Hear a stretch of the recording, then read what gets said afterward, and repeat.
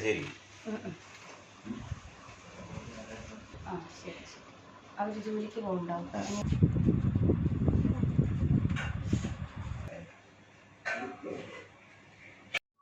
നമസ്കാരം. കണ്ടല്ലോ, ഇതാണ് BJP RSS ശക്തി. SDPI എന്ന നരാധമ പാർട്ടിയുടെ ക്രൂരതയിൽ മരണമടഞ്ഞ RSSന്റെ ശക്തരിൽ ഒരാളായ ബലിദാനി ശ്രീനിവാസന്റെ വീട്ടിൽ ദേശീയ നേതാവ് നവ്യ ഹരിദാസ് എത്തിയ കാഴ്ചയാണ് നിങ്ങൾ ഇപ്പോൾ കണ്ടത്.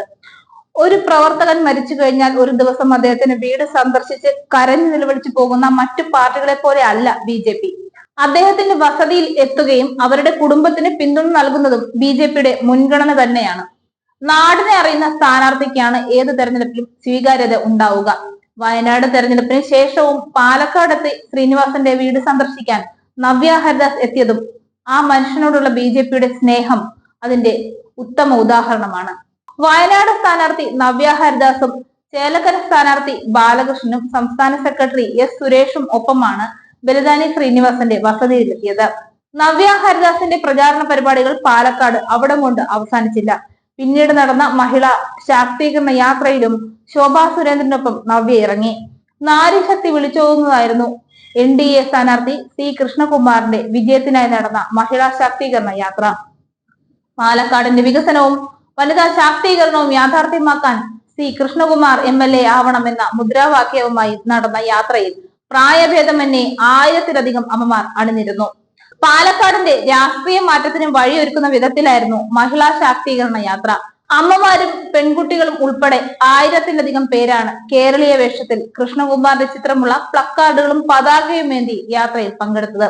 വയനാട്ടിലെ തെരഞ്ഞെടുപ്പ് കഴിഞ്ഞപാടെ സ്ഥലം വിട്ട കോൺഗ്രസുകാർ BJPയുടെ ചുണക്കുട്ടിയായ നവ്യയെ കണ്ട് പഠിക്കണമെന്ന് ജനങ്ങൾ പറയുന്നത് വെറുതെയല്ല. വയനാട്ടിലെ തെരഞ്ഞെടുപ്പ് കഴിഞ്ഞപാടെ പാലക്കാട്ടെ പ്രചാരണ പരിപാടികളിൽ പങ്കെടുക്കാനാണ് നവ്യ പാലക്കാട്ടെത്തിയത്. പാലക്കാടിന്റെ ശക്തി കേന്ദ്രങ്ങളിലെല്ലാം വോട്ടർമാരെ നേരിട്ട് കണ്ട് നവ്യ സംസാരിച്ചു. ജനങ്ങളോടുള്ള ഹൃദ്യമായ പെരുമാറ്റം, പക്വതയോടുള്ള സംസാരം, നല്ല വിദ്യാഭ്യാസ യോഗ്യത എന്നെല്ലാമാണ് നവ്യ എന്ന BJP നേതാവിനെ സർവ്വസ്വീകാര്യയാക്കിയത്.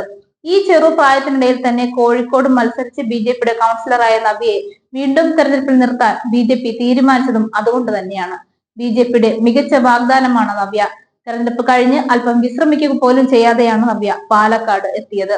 ഒന്നും അറിയാത്തത് കൊണ്ട് പ്രിയങ്കയോട് ഒന്നും ചോദിക്കരുതെന്ന് KC വേണുഗോപാൽ മാധ്യമപ്രവർത്തകരോട് പറഞ്ഞിരുന്നു. പക്ഷേ ഇവിടെ അതല്ല. വയനാട്ടിൽ നിന്ന് പാലക്കാട് എത്തിയിട്ടും നവ്യയോട് ഒന്നും ചോദിക്കരുതെന്ന് ഒരു നേതാവും മാധ്യമങ്ങൾക്ക് നിർദ്ദേശം നൽകിയില്ല. കാരണം നാടിനെ കുറിച്ച് നന്നായി പഠിച്ചു തന്നെയാണ് നവ്യ തെരഞ്ഞെടുപ്പിൽ ഇറങ്ങിയത് എന്നതുകൊണ്ട് തന്നെയാണത്.